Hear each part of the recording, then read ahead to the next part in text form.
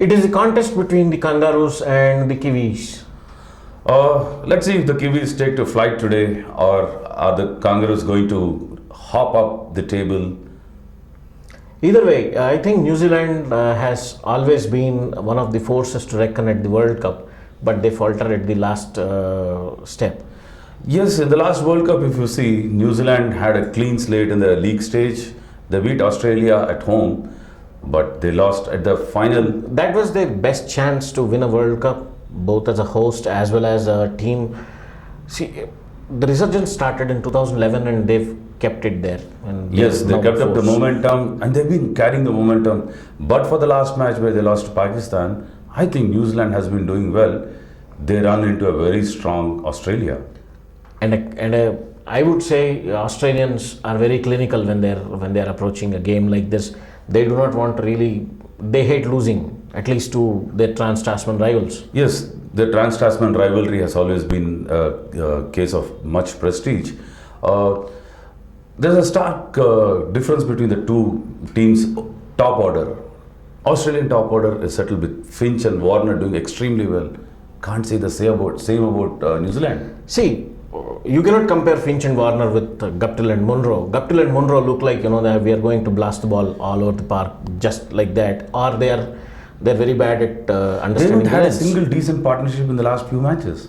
Then why are we persisting with them? See, you have Henry Nicholls, who's a top order batsman. If you don't have the confidence in Henry Nicholls that he can open the batting, bring somebody like Tom Latham who oozes confidence. So what's happening who is the Henry Nicholls going to replace? You mean to say Colin Munro needs to be taken? No, I think you should remove Martin Guptill from there, put Henry Nicholls there. Because Colin Munro can play down the order if in case you want Tom Latham to open along with Henry Nicholls or somebody. While Kane Williamson has been doing well, Ross Taylor also has been on and off. Ross Taylor is like, he looks out of sorts a day. He is more frustrating to the viewer because on his day he's a very good hitter. If he's in the first 15 balls, it, whether he's going to have a good day or a bad day. If you look at the last match, it was thanks to Grandholm and Jimmy Neesham that they put up a big score. That's the strength which most of these teams are banking on, but they are not coming good. The English players are banking on Ben Stokes and Chris Woakes. South Africa have been banking on Felukwayo and Dumini and all these people.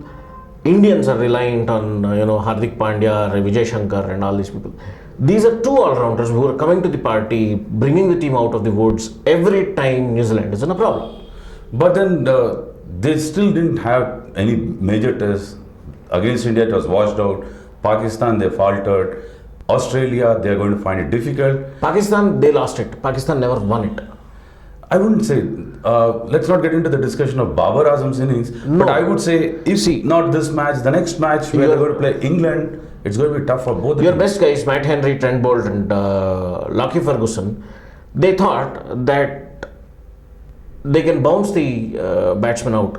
See, gone are the days when Asian batsmen were afraid of short balls. For that matter, even the Australians play the and if you are giving the same line and length to them, one of the reasons why Indians came out of problem with West Indies also is that they stuck onto the short of length bouncers kind of line for too long.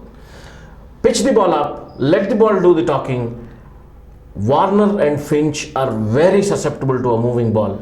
I also feel that the New Zealanders need to bring in a specialist spinner. Santner is good. I would say think somebody like Ish Sodhi should also be tried. They still can experiment in this match, but I don't know if how the next match that England and India goes. The last match where England and New Zealand face off, it's going to be tough for both teams. New Zealand, if they win this, they're through to the next round and it's safe for them. Yes, they have to win this to basically get that safety net for themselves. But Australia are not going to give it. No, they're not. Australia is not a pushover at all. And the recent past, Australia has been having the upper hand Jason all the time. Jason Behrendorff is a different kind of bowler. He's not the Stark or he's not the Trent Bolt kind of, strong mover of the ball or pusher of the ball. He's like, the old style Mike Whitney kind of bowler, nice line and length. And the combination of Barrendorf and Stark in the last match showed that they can actually steamroll with 9 wickets. Leon didn't have much to do there, and we wanted Leon all the while. Yes. Persist with Leon for one more game. I think New Zealand is the right place for Leon to come to the party. And I don't see any change that they have to do. But Marcus Stoinis and Coulter Nile have been a major disappointment in this team. I think Marcus Stoinis has actually pulled up his game in the last encounter against England. Otherwise, I don't see much changes in the Australian lineup. This is a match where I wouldn't say it's a match of equals. The world champions are ahead in the race. New Zealand needs to pull up their socks, try to make a match of it. I'm sure they can win this match if they want to. Right. Black wash is what we are looking at. Good game to wait. Right.